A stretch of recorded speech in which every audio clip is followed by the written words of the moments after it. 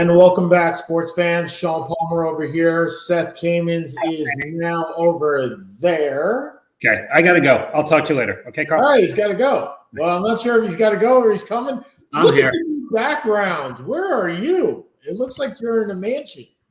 I'm in the conservatory. He's in this mansion. He's in this big mansion. I got kicked out of my office, so this is now my temporary office. Oh, I like it. It's very chic, if you will. So, because if there's one thing that I exude, it is being chic or posh. Didn't you say you right? Do I not dress like I am posh? Well, you go to a posh country club, so I mean, I do. Where I play paddle. Yes. He plays paddle. Beer. And he puts drinks on the Humperdinks. Or is it the Humperdinks? What was it from Fletch? Oh, I have no idea. Dude, you're the one who pulls up random quotes from 1982. Fletch. Oh, come on. How could oh, come on. Why can't I think of this? I can't believe it. Anyway, so welcome back, everybody. Sean Palmer over here. Seth Kamens over there.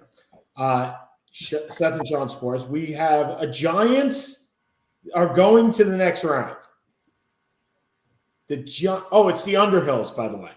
That makes sense. Lacey Underhill, of course. Yeah, you put stuff on the Underhills account. I mean, at your posh country club. But anyway, the Giants are moving on. I got to tell you, Seth, I fell asleep at the kickoff, and I woke up at the final 0-0-0. I slept about. You missed a good game. You missed a really good game.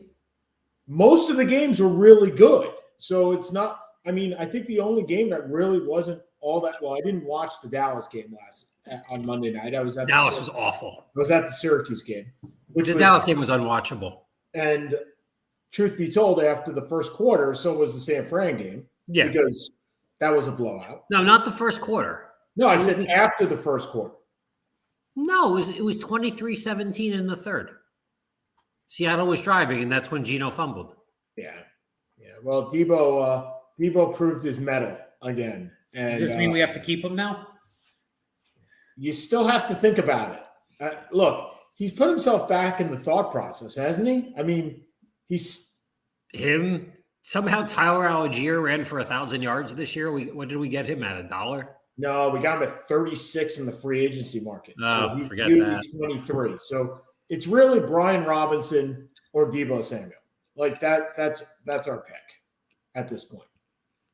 So, all right. So the Giants make their way to the Eagles again for the third time. It's really hard to beat a team 3 times. Is it? Everyone talks about this. San Francisco, you heard it. San Francisco beat the living crap out of Seattle 3 times. I don't think it's that difficult. I really don't think it's that difficult. If you beat a team twice, you're probably a better team. The odds are you're still going to win the third. I think it's very cliche to say that it's hard. I'm actually looking it up. You're right. Is beating the same unlikely? History tells a different story. It's been done 15. There have been 23 times. In 23 different times. Sorry, 23 times has the team won twice. The sweeping team has now won 15 of the 29. So actually more than half. So it's 2/3. Yeah, you did 15 out of 23. So all right. So what chance do you have your Giants? What chance are you looking at? Better than we had in the first 2. Look, for a couple of reasons. Number one, Philly's offensive line is a bit injured with Lane Johnson, and Jalen Hurts, we don't know how healthy he is. Correct. The Philly team we've seen the last month, forget the last game of the season, which was meaningless for the Giants, and they benched half their team. Okay. Philly's not the same team in either of the Giants. They're healthy. They have their cornerback back. I mean, other than Olajari, their whole defense is back. Daniel Jones looks sensational. I mean, look, he looks sensational against the Vikings and the Colts. I'm not quite sure where to go with that.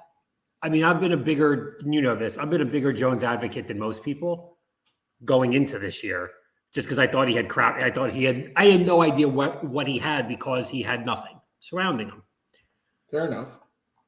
But this team looks like they're dangerous. The pickup of Hutchins from Buffalo, good God. I mean, has been sensational. I think he caught 6 for $117 and a touchdown. He's playing like a number one, or one or a two. Slayton, forgetting the horrible drop, has been good. I think they're dangerous.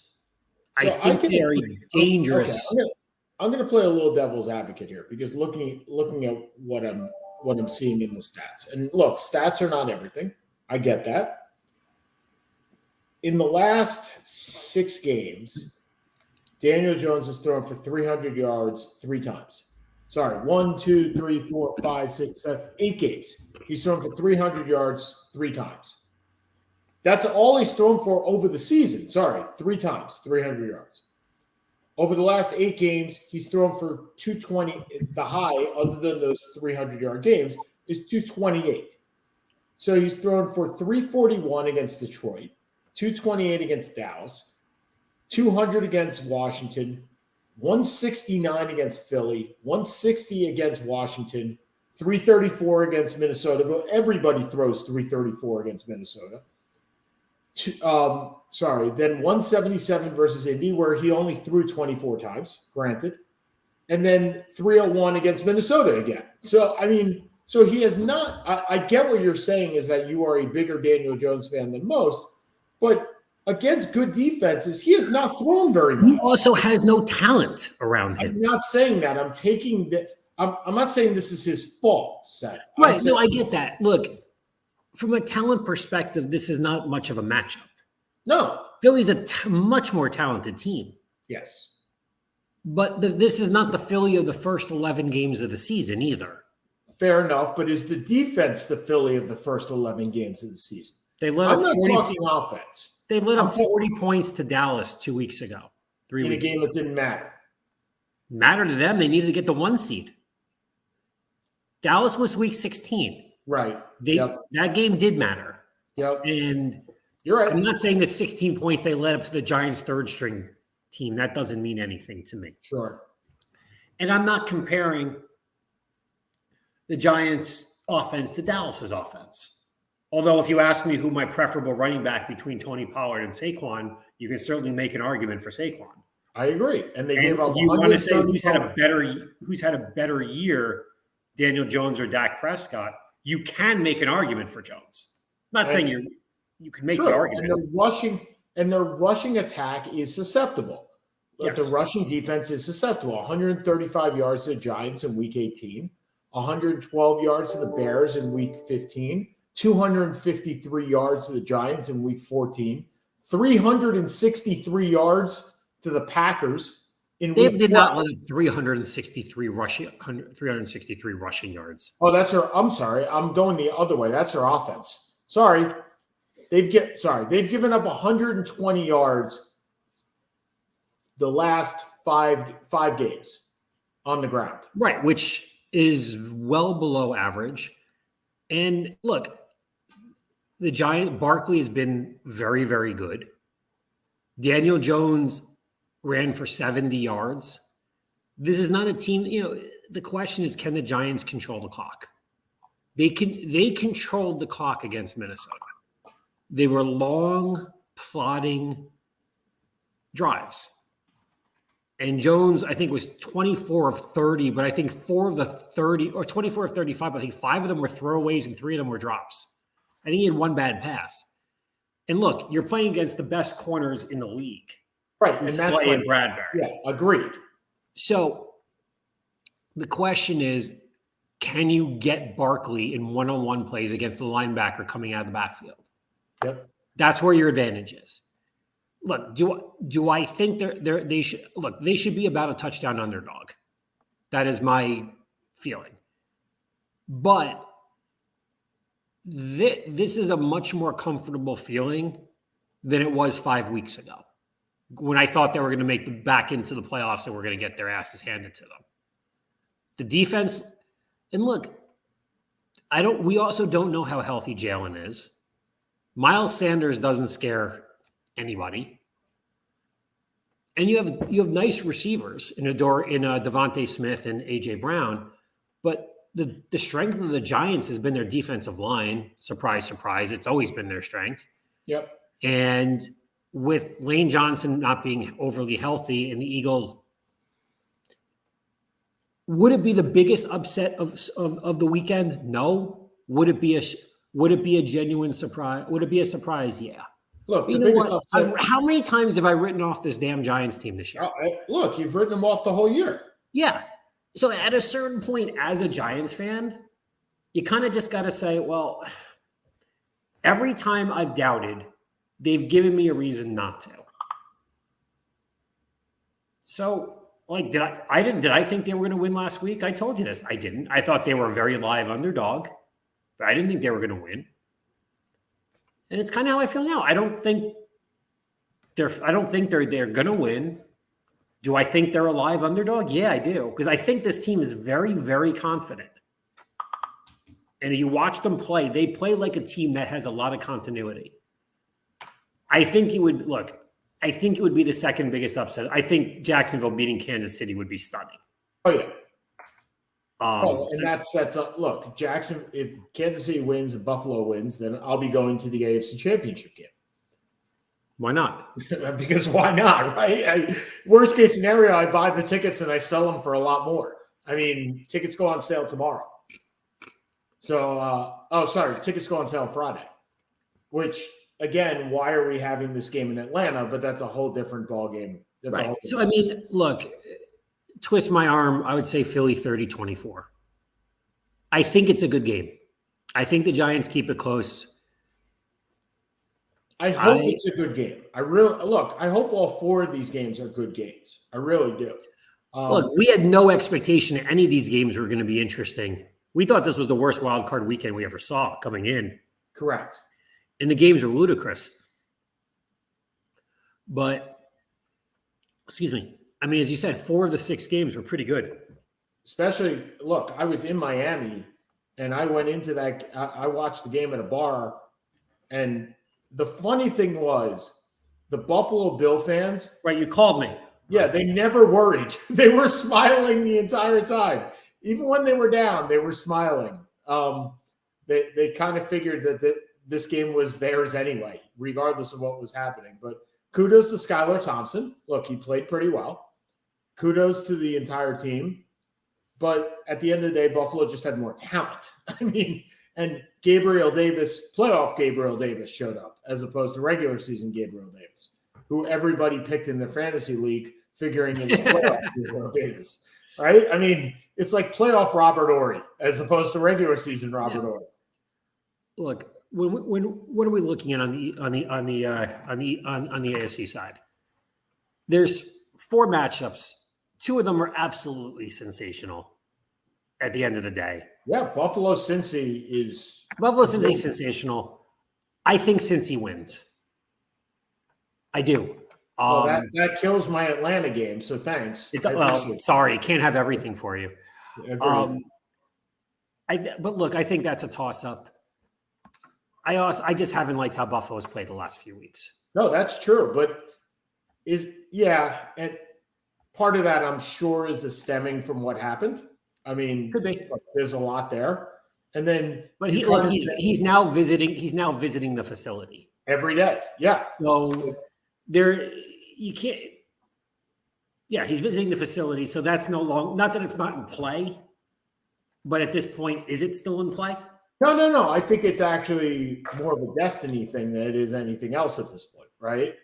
Where you look at teams that had stuff happen, like Vegas with the shooting, and they went to the Stanley Cup Finals, and you have New York with 9/11, and they went to the World Series, right? Yeah. So there are certainly, you look at these things and you're like, wow, destiny does play a role, perhaps.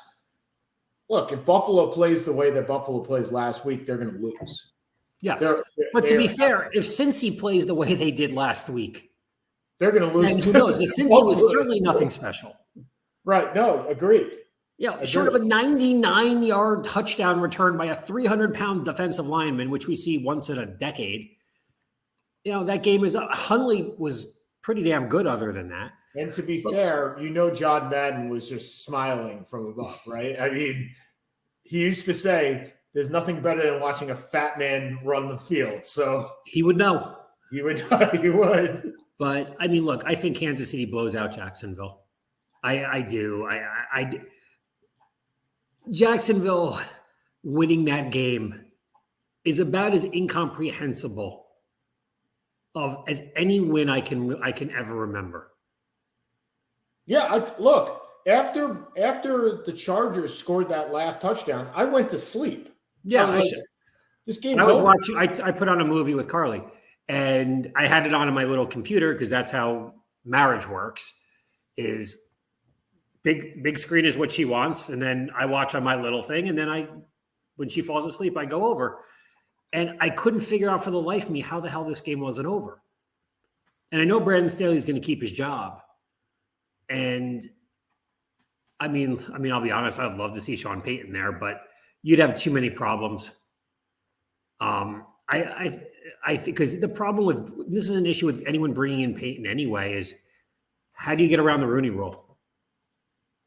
If he's interviewing, well, he's the one with the leverage. No. If you're bringing in Sean Payton, you've already done the Rooney Rule. You've already gotten around it. You've already interviewed all these teams. You've noticed that they've all interviewed very quickly, right? They've all interviewed a lot of people very quickly. Yes. And the unfortunate part is they've all interviewed black people very quickly.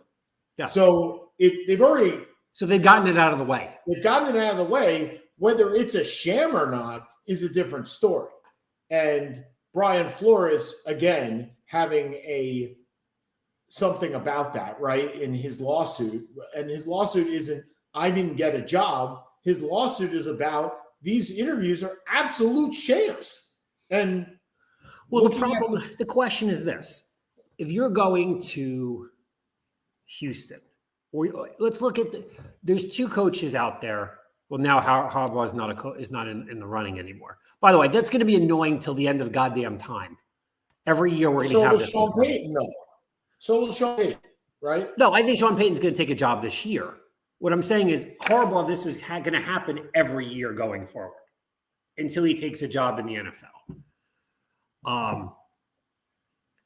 Payton is an interest. The difference with Payton is Payton has all the leverage.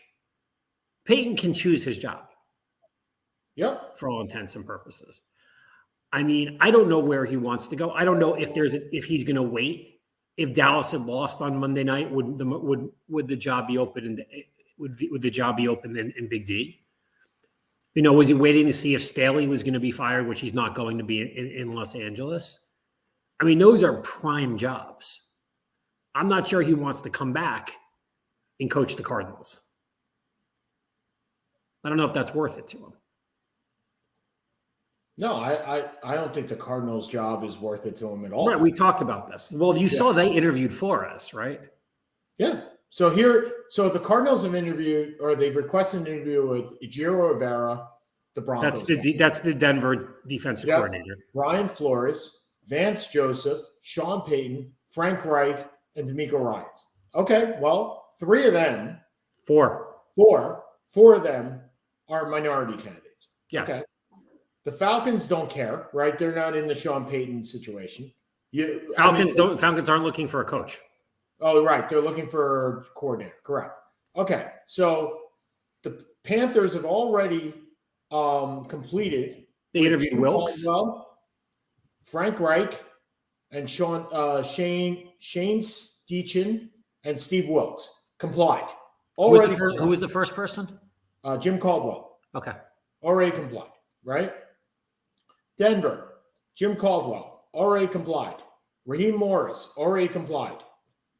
David Shaw, already complied. All three of them have complied. Is it wrong? I'd really like to see David Shaw go there.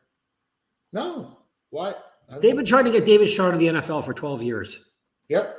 Houston, Thomas Brown. I believe Thomas Brown is black, right? I don't know. Okay, the assistant head coach for the Rams. Ivero. I think he is actually, yeah. Ivero completed. Jonathan Gannon, not sure. Defensive coordinator for the Eagles, I have no idea. Okay, and Shane Steichen again. But they got Brown and they got Avera. Already complied. Indianapolis, Bieniemy, Avero, Glenn, already complied. How does Glenn get a potential coaching job after coaching Detroit to a 31st place for 31st in defense this year? I'm not going to answer that question because I think you know how. So again, all these. So you have every single. Okay, so they've all complied. Has complied because they see it as let's get this out of the way. If we're going to be in, I think it's also let's see who gets hired. Peyton is the star. You know, Peyton. Everyone wants Peyton. He's going to choose the job he wants. After that, look, Reich did a pretty good job in Indy. But other than that, you pretty much have fair game here on any of these guys. There's no standout coach. Are you looking? No, you're right.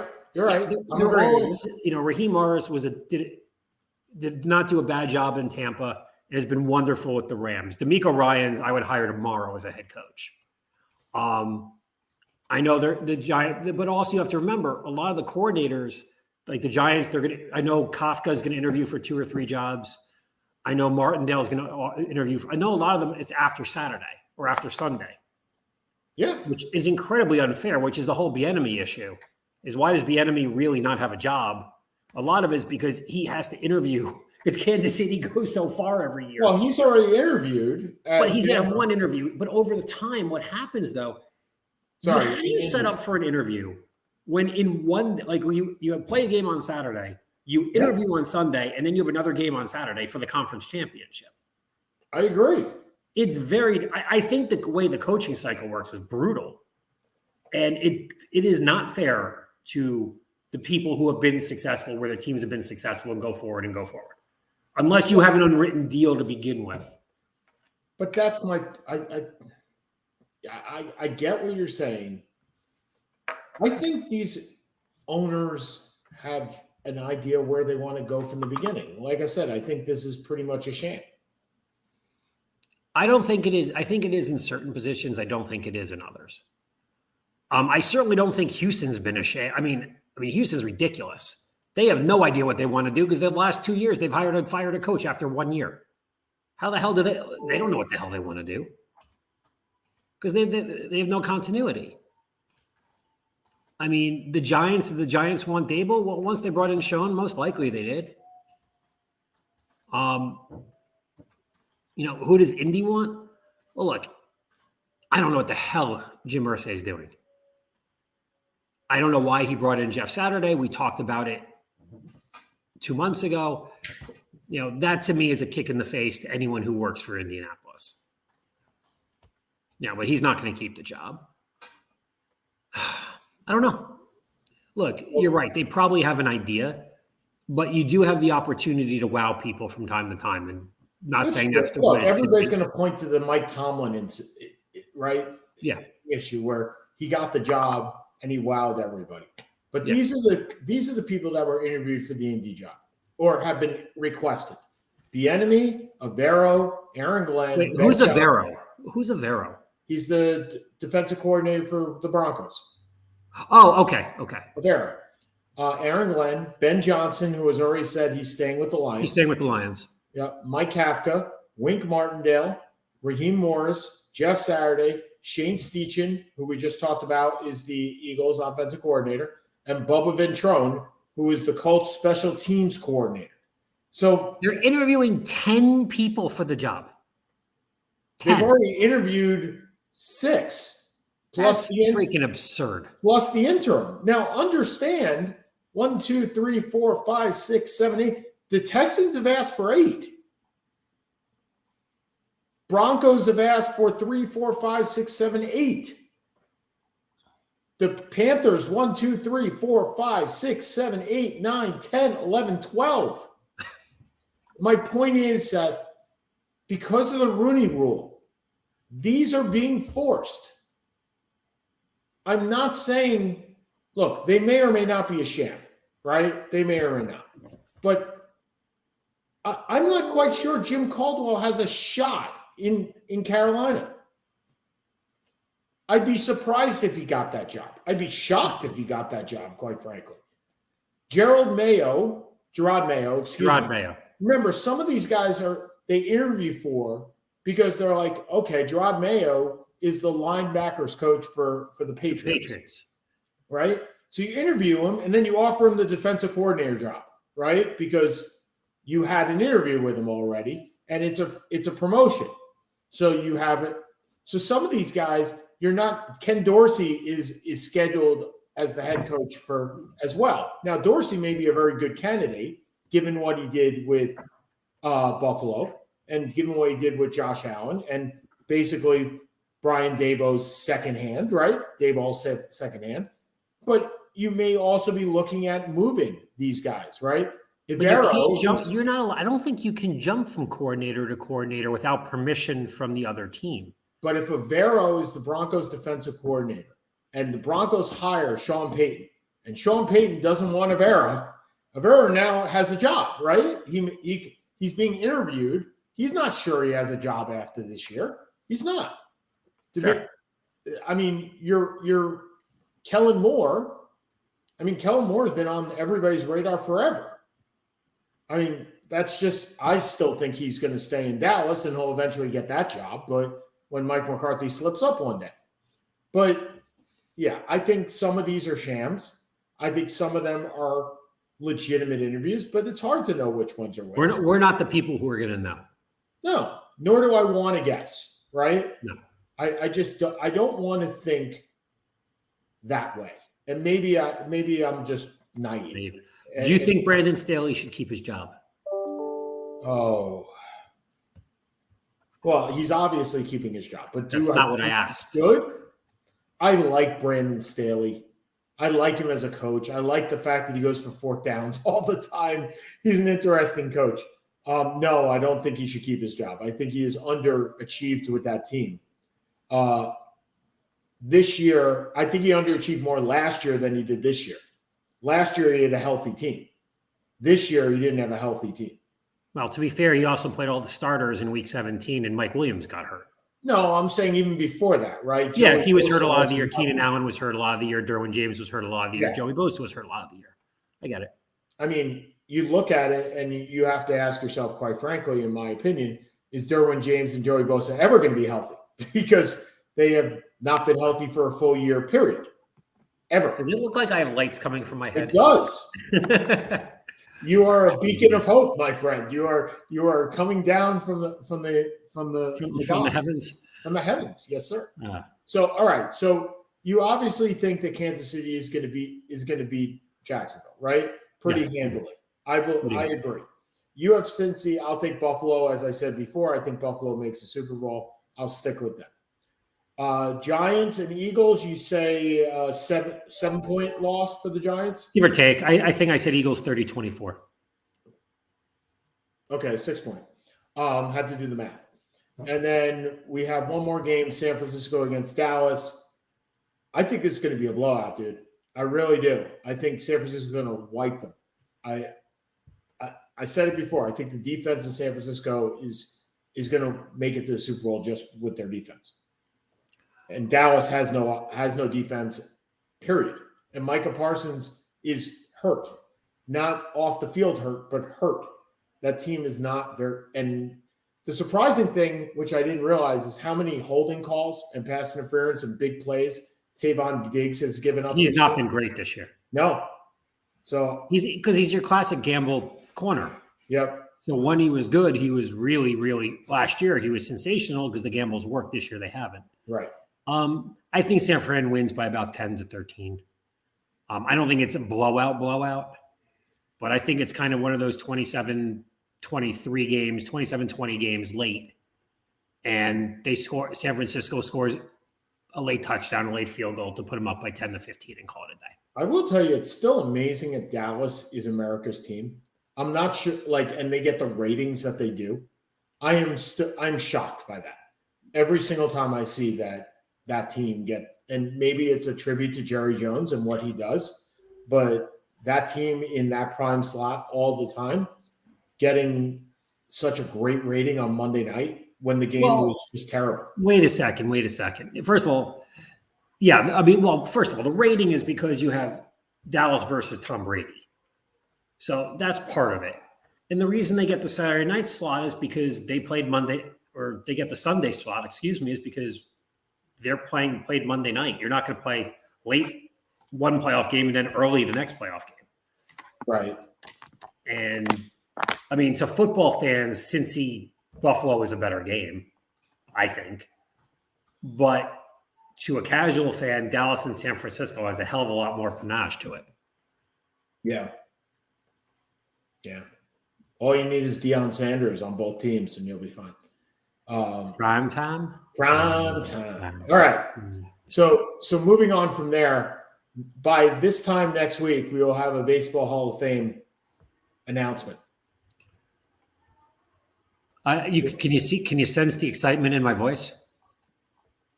No.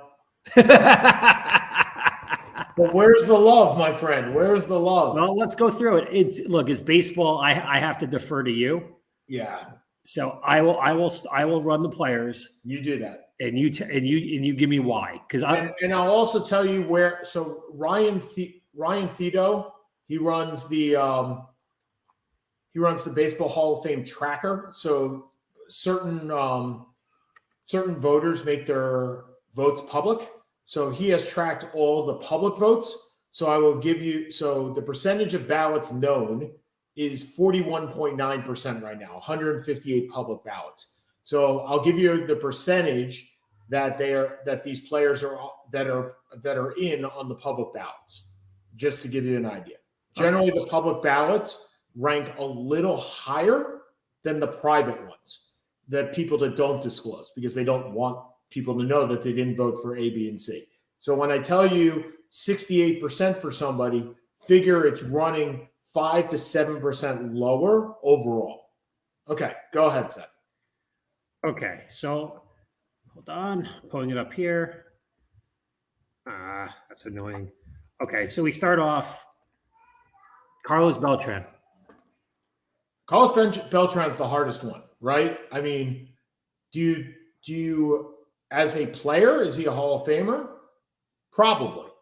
The issue with Carlos Beltran is he's not in your inner circle whatsoever. He only got one top 10 MVP ballot ever. So was he the best center fielder of his time? No, never. Was he always a top 3 center fielder? Probably. His counting stats are tremendous. He's a Hall of Fame center fielder. But does he get in this year? No, I think people don't put him in because of the trash can. But I think Can you do that again? I kind of missed that. But the fact is, I think he eventually does. And I don't think he gets in this. I think he's a Hall of Famer, yes. I don't think he gets in this time. And the question is, what hat does he go into?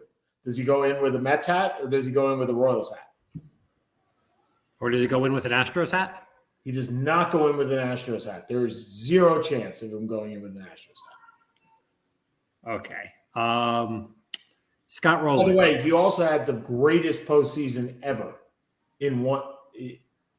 That one year, he was Babe Ruthian with his stats in the I don't remember what year it was. Was this the year he struck? Was this year in Houston, or was this the year? No. Was this year he was with the Mets? Oh, it was the year in Houston, but it was the first year in Houston, not the second time. His postseason that year in Houston. Here it is. His OPS was in the championship series was 1.521. And in the division, it was 1.591. That's his OPS. His slugging was 1.091 and 90.958. It's insane what he did. His batting averages, 455 and 417 for 2 series. He was Babe Ruthian, if not better than that, for 2 series. But overall, he batted 307 in the playoffs with a 1.021 OPS. He was amazing in the playoffs. But anyway, so, okay, next one. Bobby Abreu. Absolutely not. Very Bobby nice. Abreu- Not even the Hall of Very Good, the Hall of Good. He was a good player for a long time. And Bobby Abreu, again, we're going to talk about his top MVP vote was 12 overall. And that was when he was 35 years old. So he won 1 Gold Glove, 1 Silver Slugger.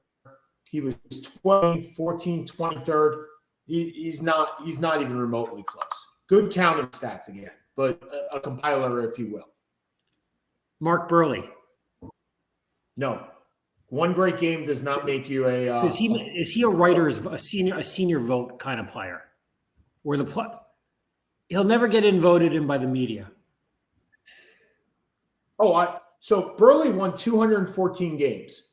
He Right. has a 3.81 ERA, which again would be the highest ERA in the history of the Hall of Fame.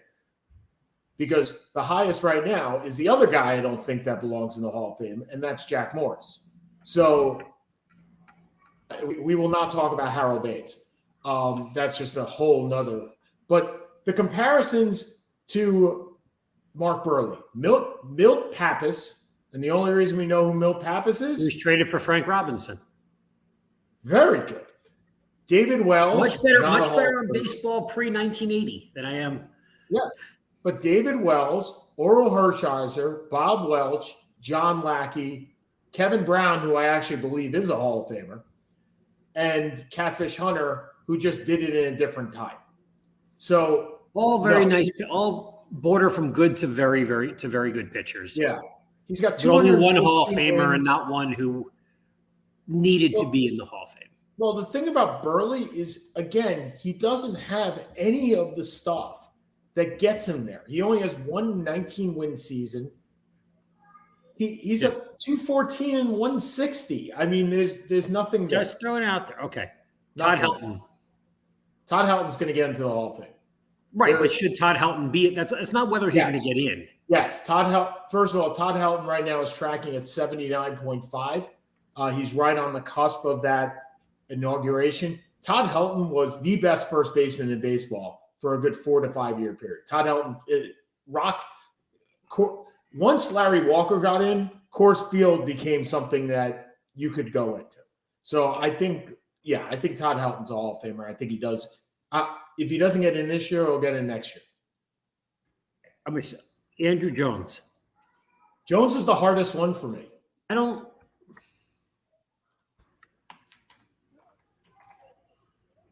Jones is the hardest one. So you look up Andrew Jones, and I mean, he's got every Gold Glove for 10 years. He has an MVP 2, an MVP 11, an MVP 13, a 16, and 8. He won the Rookie of the Year. I understand that you're going to say, well, he didn't do it for long enough, which makes sense. He didn't. But what he did do was pretty amazing. From 20 to 30, his average was 33 home runs, 100 RBIs. Is that amazing? 33 home runs, 100 RBIs, and a Gold Glove every year? Yeah, that's pretty damn amazing. I realize we're not in the era of batting average. He hit 250. Yep, he had 255. But he's not Harmon Killebrew 250 or Ralph Kiner 250. That's fair. But Harmon Killebrew and Ralph Kiner, much better outfielder, conceded. Right, Ralph Kiner and Harmon Killebrew were not defensive players either. Right, understood. You compare it. So how do you compare him to Ozzie Smith? Is Andrew Jones was the best defensive center fielder of his time, maybe ever.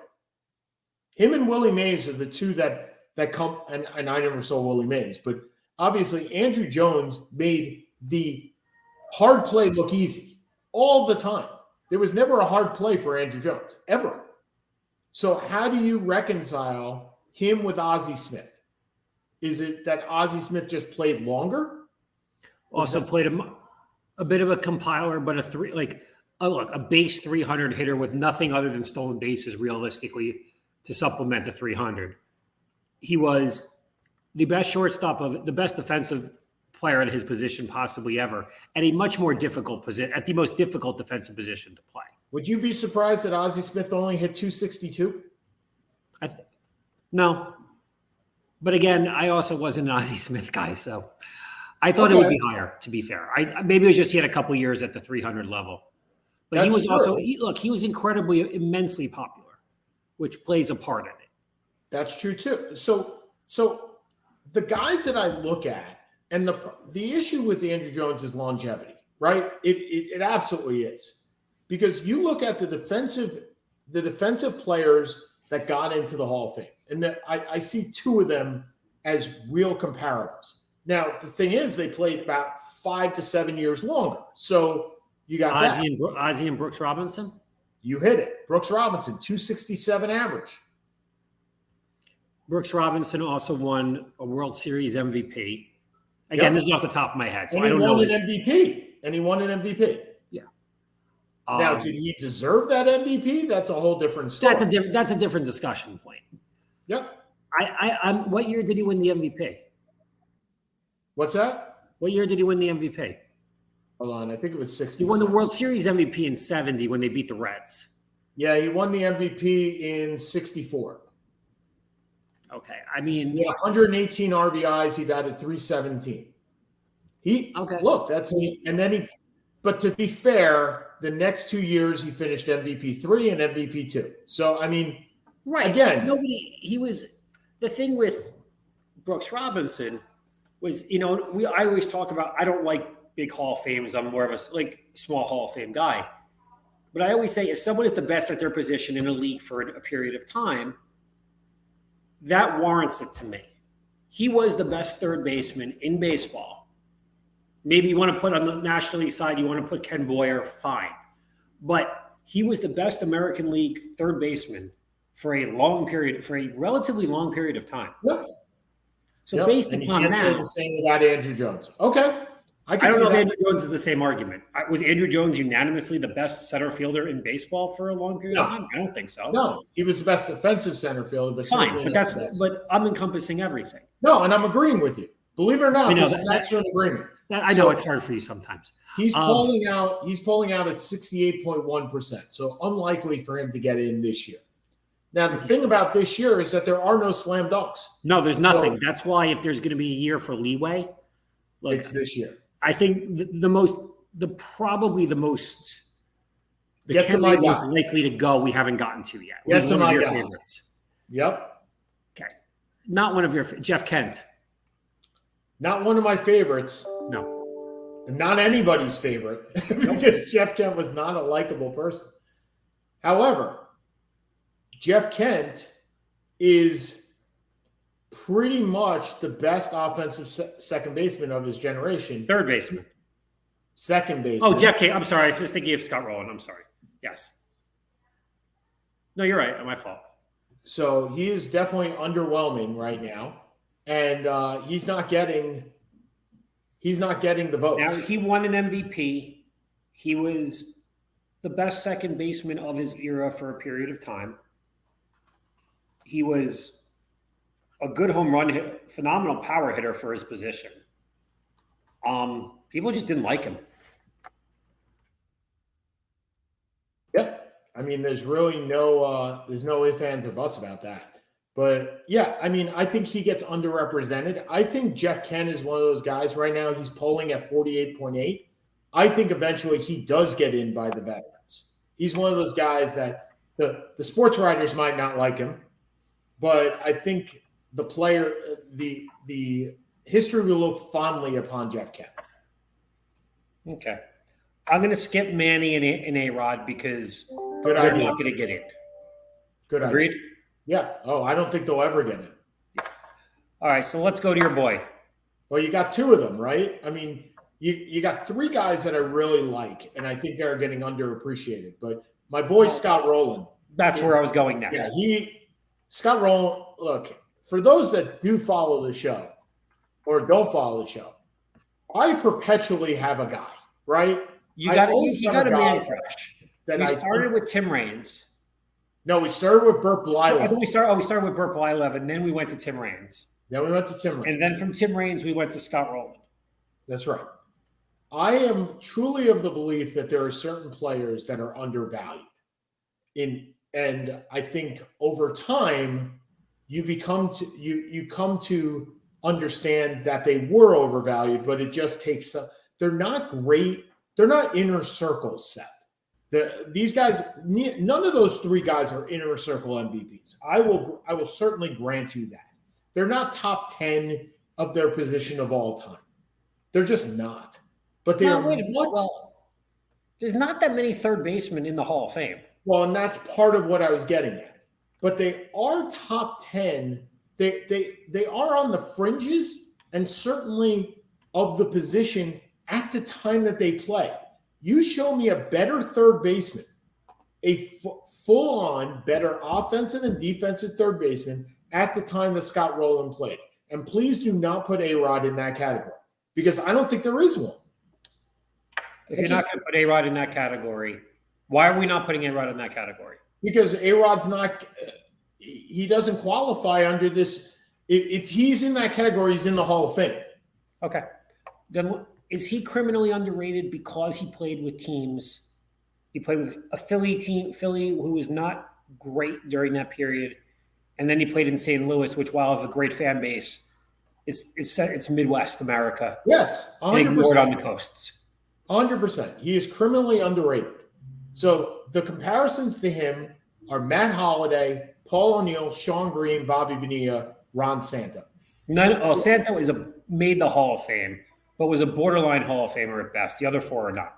And Ken Boyer is right below him, who I actually believe is a Hall of Famer.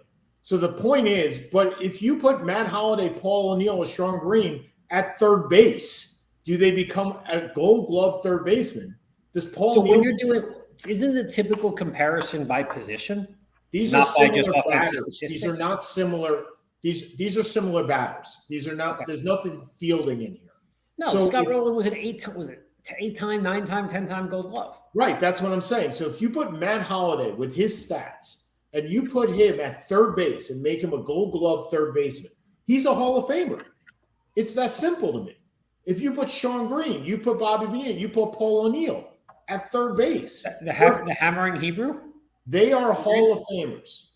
And that's – so his offensive WAR, his WAR combined was 70 – WAR is wins above replacement. Right. It's now used as kind of the threshold for Hall of Fame. Right. So here's the thing. His career WAR was 70.1. The average Hall of Famer for third baseman, by the way, there are only 15 third basemen in the Hall of Fame. But more relevantly, of those 15, how many of them have played in the last 30 years? That's right. None? One? I don't know. I haven't got – here, third baseman in the Hall of Fame. Let's look at it.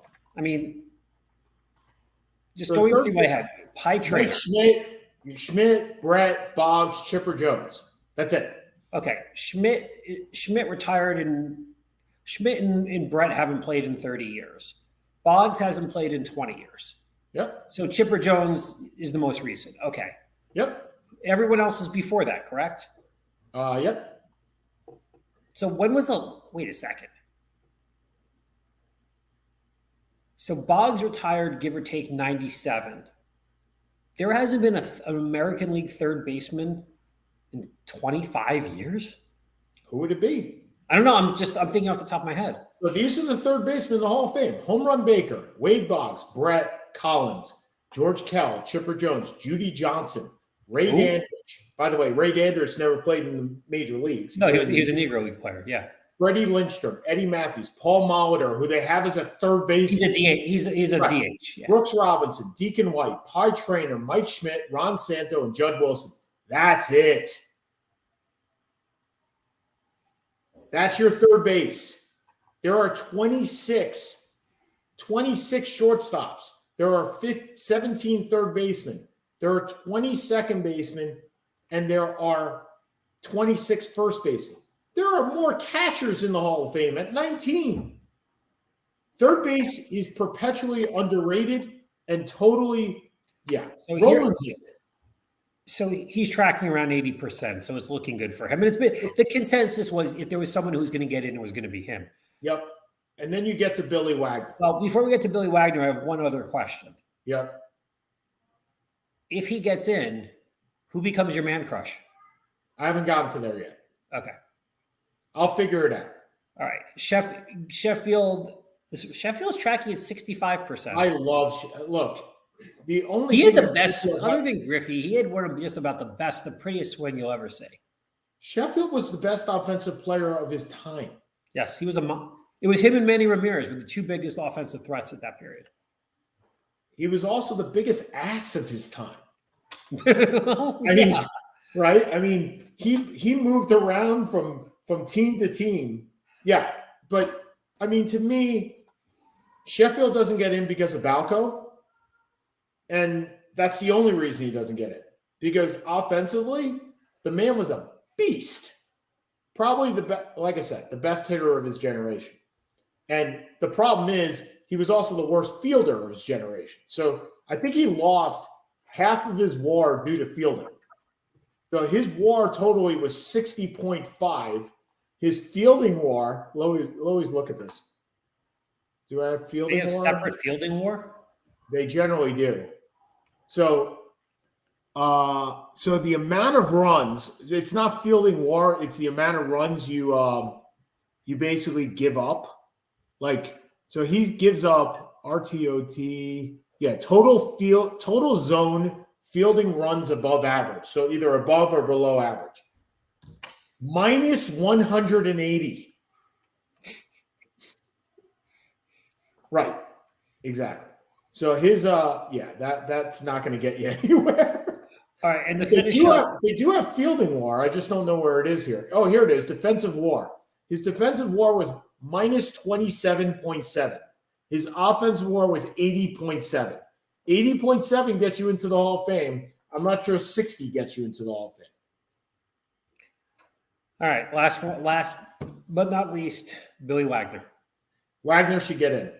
Wagner was the best reliever, certainly the best left-handed reliever. By the way, similar scores to Gary Sheffield, guys you may have heard of: Chipper Jones, Mel Ott, Reggie Jackson, Ken Griffey Jr., Fred McGriff, Mickey Mantle, Billy Williams, Frank Robinson, Miguel Cabrera. Not bad company to be in. No. And Carlos Beltran's also on that list, by the way. Okay. So is Wagner the second best reliever you've ever seen? Wagner's the best lefty. Wagner's the best lefty reliever I've ever seen. If Rivera was the best right-hander, Wagner's the best lefty. I mean, Wagner was punching out people at a higher clip than anybody ever. His strikeouts to 9 innings over the course of his lifetime is 11.9. In his last season, he struck out 13.5. Now, the thing is, it's a higher strikeout era than it ever was, right? And his ERA plus over the course of time, over his career, is 187. So it was 87 better than the average. Look, you're never going to get the same WAR with a reliever that you will be with a starter. You just don't have enough. But his total relief, his career WAR was 27. The average Hall of Fame relief pitcher, there are only 8 supposedly. Well, I was going to say, who are Franco, Wilhelm? No, Franco's not in the relief. Franco's not on? Okay, so it's Wilhelm, Eckersley, Hoffman, Rivera, Gossage, Smith, Suter. I'm looking it up now. That sounds about right. The issue is, remember, Gossage's WAR is amazing, right? Wilhelm's WAR is amazing because they both pitch so many innings. Yeah. That you just Lee Smith is in there too. I said Smith. Oh, Raleigh Fingers. Did you say? I didn't say Raleigh Fingers. Okay, but that's an Ecker. I wonder what Eckersley's WAR is. Hold on a second. Eckersley's harder because he spent half his career as a starter and half as a reliever. Right, He is a reliever, and that's the problem, right? So when you use this as an average, how do you do that with Eckersley? So Eckersley's WAR was 62.1 and Wagner's was 38. But Eckersley was a starter for half the time. And if you include Wilhelm in there, you're at the same point. Now, the thing that Eckersley and guys like Raleigh Fingers have, by the way, Wilhelm was 46.8, but he also won 143 games and lost 122. I mean, the guy pitched innings. He pitched 2,254 innings. Billy Wagner, I would be surprised if he pitched 1,000 innings in his career. So how are you comparing these two guys? He pitched 903 innings in his career, so didn't even get there. So when you put Eckersley and Wilhelm in that category, I think it skews it a lot.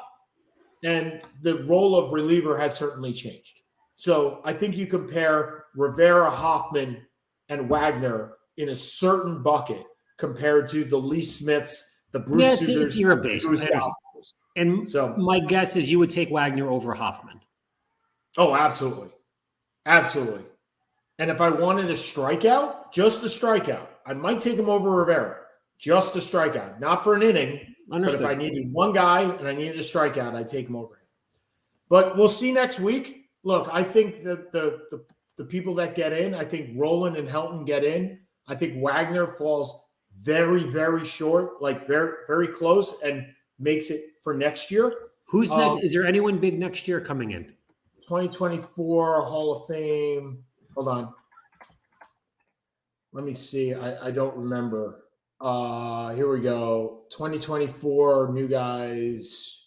Joe Mauer is coming in next year. Chase Utley, David Wright, Matt Holliday.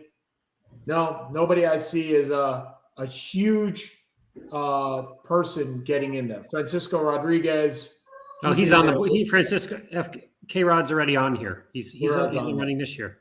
Yeah, no, there's nobody else. So he may get in next year. I mean, yeah, we got a couple of years and then we got a lot of players, right?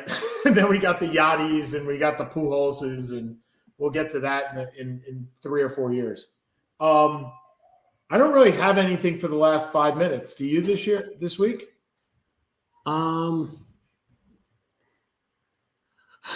feel bad for Brett Maher. He's been a really good kicker for a long time. That was hard to watch. And he was our kicker for a little bit too. So, I mean, that's really hard to watch. Wow. Yeah, well, for better or for worse, we didn't really need him as much last week. Rough end to the season yet again. What was I going to say? Nothing too earth-shattering. I know that there was a situation where what happened with John Tortella? I don't know. Oh, I thought something happened with him. I know one of the Flyers boycotted Pride Night because it went against his religion. I know that was an issue, which is Igor Provev. Yeah, Igor Provev. Give me a break. But Igor Provorov takes an anti-LGBTQ stance on Pride Night. Tortella said the same thing, or he stood behind the homophobic refusal to wear the Pride jersey. You know what? That is what it is. Jake, it's great to see you, buddy. Always a pleasure. Great to have you on board. Next week. Did you have fun in Atlanta? Yeah. Did we talk about Atlanta? I forget. We barely. Jake, did you enjoy Atlanta? Yeah. What was your favorite part? What happened to the slime, buddy? Hall of Fame. His favorite part was the College Football Hall of Fame. Nice. What happened to the slime, buddy? Oh. Hi, Morgs. What? Hi, Morgs. Morgan, can you say hi? Hey. Hey. Hey. Hey. All right, guys. We'll talk to you guys later. Next week, we'll be back. Have a good one, guys. Bye-bye. Wait, bye, Morgan. Bye.